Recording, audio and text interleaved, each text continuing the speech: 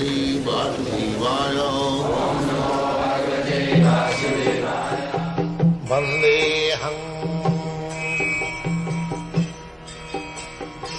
Sri Guru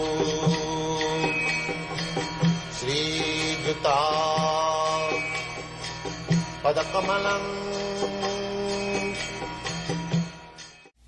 The Lord being Purnam or all perfect, there is no chance of his becoming subjected to the laws of material nature. One should therefore be intelligent enough to know that except the Lord, nobody is the proprietor of anything within the universe. That is explained in the Bhagavad-gita.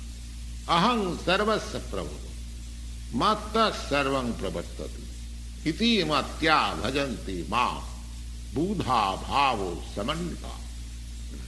The Lord is the original creator. He is the creator of Brahma. He is the creator, that is also explained. He is the creator of Brahma. In the 11th chapter, the Lord is addressed as Prapitamaha, because Brahma is addressed as Pitamaha, the grandfather. But he is the creator of the grandfather also. So, nobody should claim to be the proprietor of anything, but he must accept things which are set aside by the Lord as his quota of maintenance. Now, there are many examples how we have to utilize the allotment of the Lord.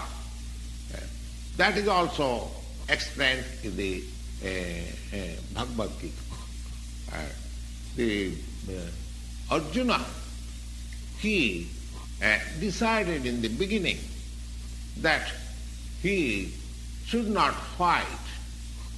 That was his own contemplation.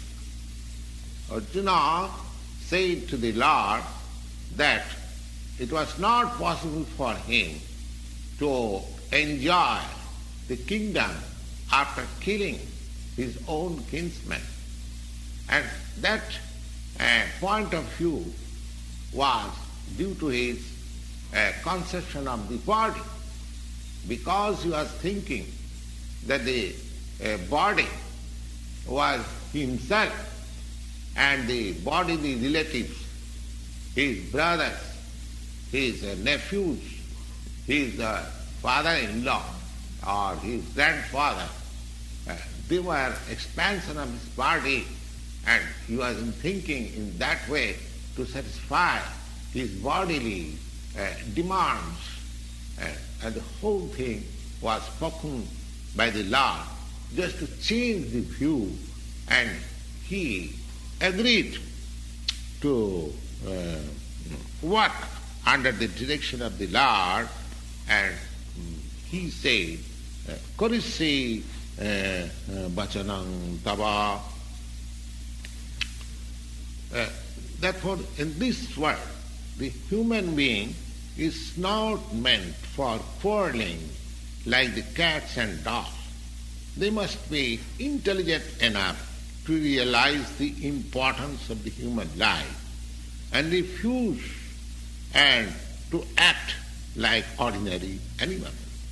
A human being should realize the aim of human life. This direction is given in all the Vedic literature, and the essence is given in the Bhagavad-gita. The Vedic literature is meant for the human being and not for the cats and dogs. The cats and dogs can kill their eatable animals, and for that there is no question of sin or their part. But if a man kills an animal for the satisfaction of his uncontrolled taste, he must be responsible for breaking the laws of nature. And in the Bhagavad-gita, it is clearly explained that there are three kinds of activities according to the different modes of nature. The activities of goodness, the activities of passion, the activities of ignorance. Similarly, there are three kinds of eatables also. Eatables in goodness, eatables on passion, eatables on ignorance. They are all clearly described. And if we properly utilize the instructions of the Bhagavad-gita, then our whole life will become purified and ultimately we shall be able to reach the destination. Jadgatyana nivartanti tadhama paramam mama. That information is given in the Bhagavad-gita. That beyond this spiritual material sky, there is another spiritual sky that is called Sanatana sky. In this sky, this covered sky, we find everything temporary. It is manifested. It stays for some time, gives us some byproduct, and then it becomes dwindling and then vanishes. That is the law of this material world. You take this body, you take a fruit or anything, what is created here, it has got its annihilation at the end. So, beyond this temporary world, there is another world for which the information is there. The parastasmatu bhava anya. There is another nature which is eternal, sanatana, which is eternal. And the jiva, jiva is also described as sanatana. Mavi mansa jiva bhuta jiva loka sanatana. Sanatana. Sanatana means eternal. And the Lord is also described as Sanatana in the 11th chapter. So,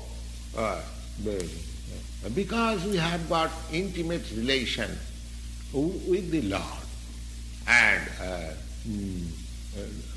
we are all qualitatively one, the Sanatana Dham and the Sanatana Supreme Personality and the Sanatana living entities, they are on the same qualitatively plane. Therefore the whole target of Bhagavad-gita is to revive our Sanatana occupation. Sanatana, that is called Sanatana Dharma, or eternal occupation of the living entity. We are now temporarily engaged in different activities, and all these activities being purified. When we give up all these temporary activities, sarva dharman parityajya, and when we take up the activity as deserved by the Supreme Lord, that is called our pure life.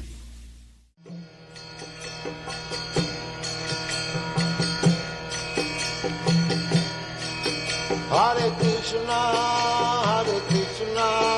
Krishna Krishna,